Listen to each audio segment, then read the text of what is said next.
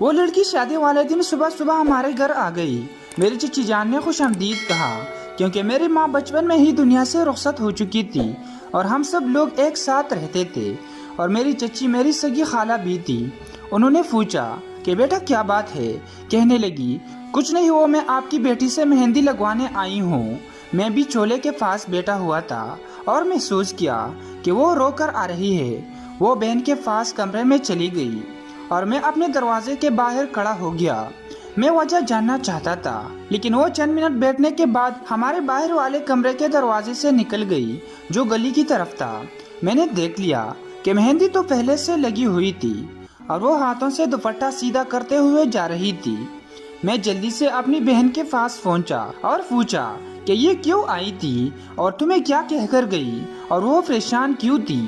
بہن بات پر پردہ ڈالنا چاہتی تھی کیونکہ اس نے کہا تھا کہ یہ بات تم صرف اپنے ابو سے کرنا، لیکن میں نے اسے ماں کی قسم دی تو بولی کہ رات رسم مہندی کے وقت ثنا کی امی کا فرض کسی نے چوری کر لیا ہے۔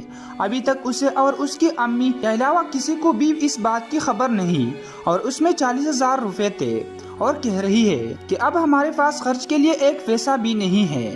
اب اگر ہم نے شور مچایا تو ہمیں اپنی بے عزتی کا خطرہ ہے۔ اور ساری رات امی گھر میں فرش تراش کرتی رہی، 1 منٹ بھی نہیں سوئی، جس وجہ سے ان کو سخت بخار ہو گیا ہے۔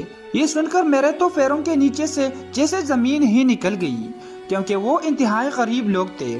میں نے اسے کہا کہ تم جلدی سے ابو سے بات کرو، وہ جو بھی کہیں گے مجھے ضرور بتانا۔ اس نے ابو کو ساری بات سنائی تو ابو نے مجھے اندر بلایا۔ کہنے لگے کہ بینک میں میرے پاس کچھ پیسے تو ہیں، لیکن آج بینک بھی بند ہے، اب کیا کرے؟ صبح صبح اور اچانک اتنے پیسے ہمیں کون دے گا؟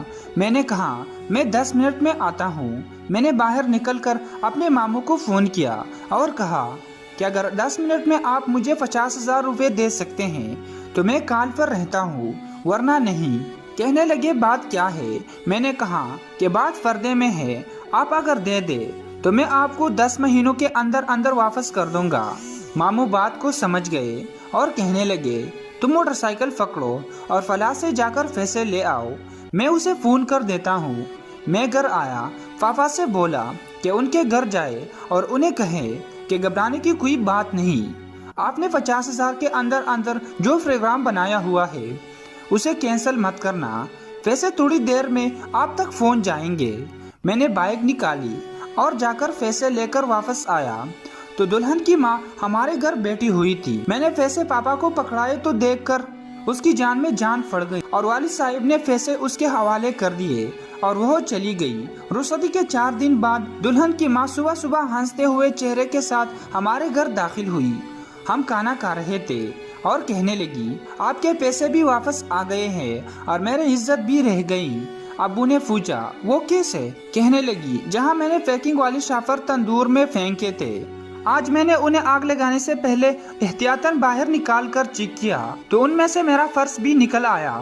ہم سب ہنسنے لگے۔ سب سے زیادہ خوشی مجھے ہو رہی تھی۔ اسی دن میں نے ماموں کے پیسے واپس کیے اور ان کا شکریہ ادا کیا۔ یہ بات یہاں لکھنے کا مطلب غرور، تکبر یا دکھاوا کرنا نہیں، بلکہ سمجھانا یہ چاہتا ہوں کہ اگر اللہ آپ کو کبھی کسی وقت کسی کی مدد کرنے کا موقع عطا کرے تو وہ موقع ضائع مت کرنا، شاید اس کام کی وجہ سے آپ کے سارے بگڑے ہوئے کام سیدھا ہو جائے، کیونکہ دکھی، غمزدہ اور غریب کی مسکراہٹ تمہاری دعاؤں سے زیادہ طاقت رکھتی ہیں۔ دوستو اگر ویڈیو اچھی لگی تو اس طرح سبق آموز ویڈیو دیکھنے کے لیے ہماری چینل کو سبسکرائب کریں اور ساتھ موجود گھنٹی کی علامت بھی دبا دیں۔